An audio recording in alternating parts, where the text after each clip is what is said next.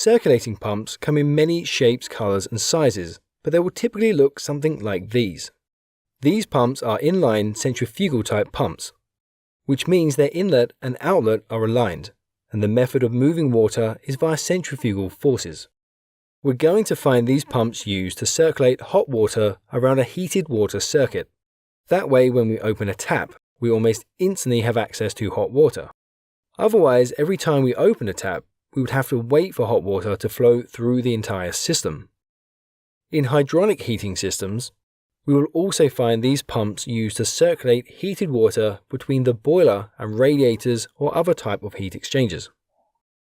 We might also find circulating pumps used in larger heating systems to supply heat to different parts or zones within a building. So, how does the circulating pump work? First of all, water enters the pump via the inlet and enters the eye of the impeller.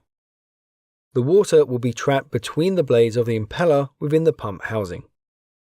Electricity enters the terminal box and flows through the motor windings. The capacitor helps create a rotating magnetic field, and this rotating magnetic field forces the rotor to spin. Attached to the rotor is the shaft.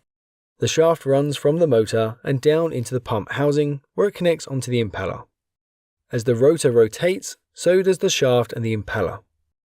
As the impeller rotates, it imparts kinetic energy or velocity onto the water, and this moves outwards. By the time the water reaches the edge of the impeller, it has reached a very high velocity.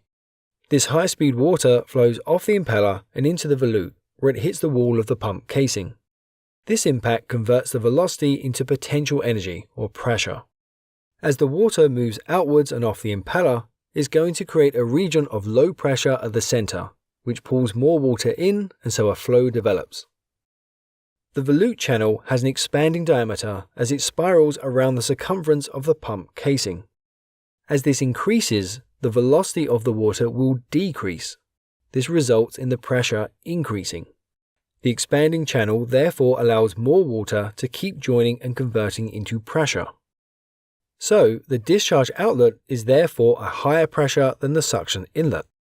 The high pressure at the outlet allows us to force water to circulate through the pipework and be drawn off where and when it's needed.